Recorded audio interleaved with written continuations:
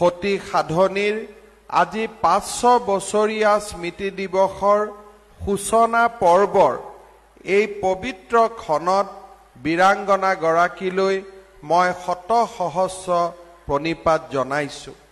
খন্তেক সময় আগতে বীৰাংগনা সতী সাধনীৰ প্ৰায় 31 ফুট ওখ এটি প্ৰতিমূৰ্তি উদ্বোধনৰো মোৰ সৌভাগ্য হৈছিল।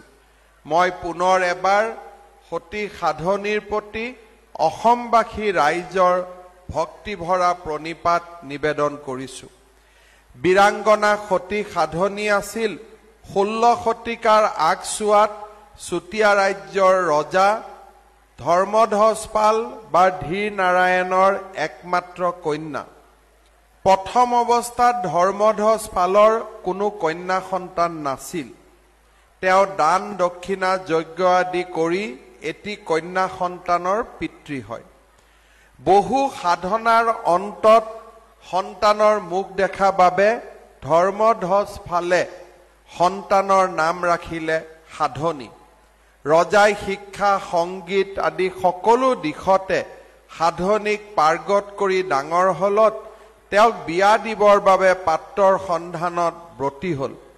অৱশ্যে উপযুক্ত ৰাজকুমাৰ বিচাৰি নাপাই ৰজা ধৰ্মধ্বজপালে প্ৰতিজ্ঞা কৰিলে যে যিয়েই তেওঁ দেখি থকা কেৰ্কেটুৱাটো একেপাত কাৰতে বিদ্ধ কৰিব পাৰিব তেওঁলৈকেই সাধনীক বিয়া দিব। নিতাই নামৰ চুতীয়া পৰিয়ালৰ এজন ল'ৰাই এই কাৰ্য কৰিবলৈ সমৰ্থ হোৱাত তেওঁলৈকে ৰজাই সাধনীক বিয়া দিলে। সাধনীৰ বিবাহৰ কিছুদিন আগত বা পাছতে ৰজা ধৰ্মধ্বজপালৰ এটি পুত্ৰ সন্তান লাভ হৈছিল। সেই সন্তানৰ নাম আছিল সাধক নাৰায়ণ। পুত্ৰ লাভৰ কিছুদিন পিছতেই ৰাজ্যখনৰ লগতে চুতীয়াসকলৰ কুবেৰ প্ৰদত্ত সম্পত্তি ঢাল তৰোৱাল আৰু সোণৰ মেকুৰী তথা নাবালক পুত্ৰ সাধক নাৰায়ণৰ দায়িত্ব যি জোৱাইৰ ওচৰত অৰ্পণ কৰি ৰাণীৰ সৈতে ধৰ্মধ্বজপালে সন্ন্যাস গ্ৰহণ কৰে। তাৰ পিছতে ৰাজসিংহাসনত আৰোহণ কৰে ৰজাৰ জোৱায়েক নিতায়ে। ৰাজসিংহাসনত আৰোহণ কৰি নিতায়ে নীতিপাল নাম লয়। ৰাজ্য শাসনত কোনো অভিজ্ঞতা নথকা বাবে নীতিপালৰ শাসনত ৰাজ্যৰ কেউফালে বেমেজালিয়ে দেখা দিয়ে। এনে সময়ছোৱাতে আহোম স্বৰ্গদেউ চুহুংমুঙে চুতীয়া ৰাজ্য আক্ৰমণ কৰে। আহোমৰ লগত যুদ্ধত পৰাজিত হৈ চুতীয়া ৰজা ৰাণী আৰু সৈন্য সামন্তই পিছ হুহুকি চন্দনগিৰি পৰ্বতৰ ওচৰত আশ্ৰয় লয়। আহোম ৰজাই তাতো আক্ৰমণ চলায়। ৰাণী সাধনী আৰু নাৰী সৈন্যই ধনু কাৰ জাঠি লৈ শেষ মুহূৰ্তলৈ যুদ্ধত আহোমক ভেটা দিবলৈ চেষ্টা চলায়। পাহাৰীয়া লতা বগাই গৈ আহোম সৈন্যই পিছফালৰ পৰা আক্ৰমণ কৰি চুতীয়া ৰজা নীতিপালক খুলখালি সাধক নাৰায়ণৰ সৈতে বন্দী কৰে। শত্ৰুপক্ষৰ হাতত আত্মসমৰ্পণ কৰাতকৈ মৃত্যুৱে শ্ৰেয় বুলি জ্ঞান কৰি সাধনীয়ে কুবেৰ প্ৰদত্ত সম্পত্তি ডিঙিত বান্ধি পৰ্বতৰ ওপৰৰ পৰা তললৈ জঁপিয়াই প্ৰাণ ত্যাগ কৰে। সাধনীৰ এই ত্যাগ অসমীয়া জাতিৰ এক চিৰস্মৰণীয় অধ্যায় হৈ ৰৈ গ'ল। প্ৰতি বছৰে ৭ বহাগৰ দিনা বীৰাংগনা সতী সাধনীৰ শৌৰ্য বীৰ্য সাহস আৰু স্বদেশ প্ৰেমক গভীৰ শ্ৰদ্ধাৰে স্মৰণ কৰি কৃতজ্ঞ অসমীয়া জাতিয়ে এই দিনটো সতী সাধনী দিৱস হিচাপে পালন কৰি আহিছে। যিখন চুতীয়া ৰাজ্য আৰু তাৰ প্ৰজাগণৰ স্বাভিমান ৰক্ষাৰ বাবে বীৰাংগনা সতী সাধনী আত্মবলিদান দিছিল, সেই ৰাজ্য আৰু চুতীয়া জাতি অসমৰ গৰিমামণ্ডিত ইতিহাসৰ এক সোণোৱালী অধ্যায়ৰ অংশ।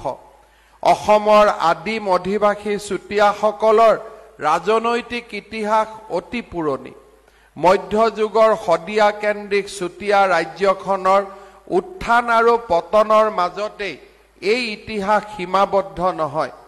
পদ্মনাথ গোহাঁই বৰুৱাৰ মতে কুণ্ডিল ৰাজ্যৰ ৰজা ভীষ্মক চুতীয়া বংশীয় ৰজা আছিল।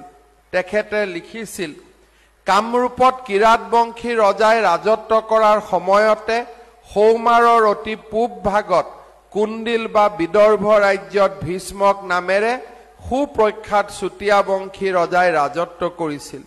এতিয়াৰ শদিয়া অঞ্চল আৰু তাৰ আশে পাশে বিস্তৃতভাৱে এই ৰাজ্য অৱস্থিত আছিল।